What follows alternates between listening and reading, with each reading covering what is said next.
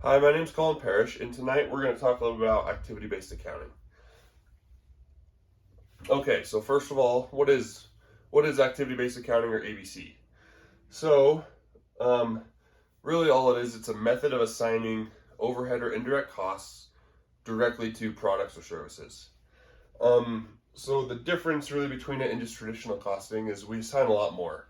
With traditional costs, there's going to be a lot of overhead costs such as salaries or rent or maintenance that don't get assigned to products. Whereas with ABC, a lot more of that is going to be assigned directly to something.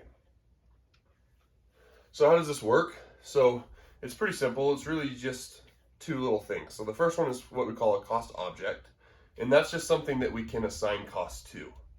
So if we're producing cars, car A might be a cost object.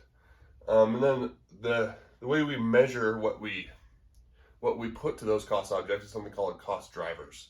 So again, with cars, if we're manufacturing them and we send them through machine A, if we use that machine for so long, then we would measure that, and that's the cost driver of how we would allocate cost to it. So what are the benefits of ABC? So I kind of have it listed into three pretty simple ones. So the first one is it increases our accuracy and our understanding of costs. Second would be helps us to identify high cost activities. And third was it increases our accuracy for pricing for each individual product. Okay, so first it helps us better understand costs. So like I mentioned, we assign a lot more to each product. So with ABC, we're better able to understand what things are really costing us. If we don't have salaries as a part of a product, we might think something's only costing us 80 cents to make, when in reality it might be costing us $1.20. And that's a pretty big difference when you're adding up product after product after product. So an example of this might be with two separate kinds of machines. So for one of them, maybe we're making product A with one machine and product B with a different machine. With traditional costing, we're going to think they cost the same. Where with ABC, we're going to recognize that one of these machines is much more expensive to use. Therefore, that product would be more expensive. So this leads into identifying high cost activities. Once we're able to see what costs are expensive, if they're costing us a lot of money, we can make better decisions on if this is something we need to change or where exactly along the line we're incurring our costs from. If we know that something is high cost and low value, then we probably need to find a way to either eliminate it, reduce it, or outsource. Okay, the last benefit is it helps us better understand our pricing. When we know how much something costs, we know how much we should charge for it.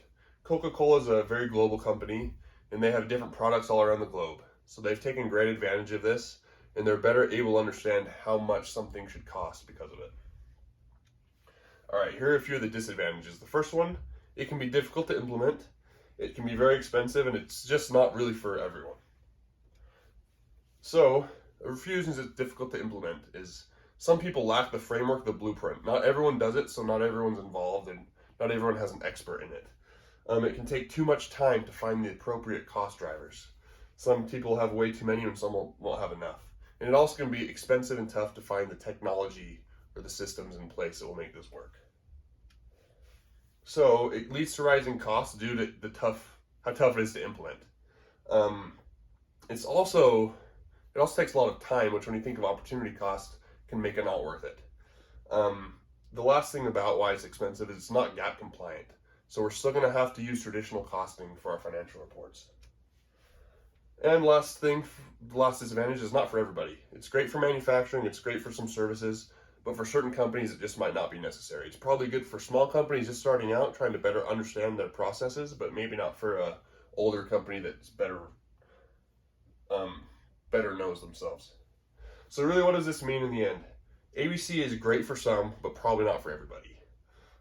It does increase our costing and pricing accuracy. We're better able to know ourselves. But it does have its drawbacks, like I just mentioned, with it being more expensive, tough to implement. And really, if you're going to implement it, you have to be invested from upper management on down. So is ABC great for your company? I'll leave that up for you to decide.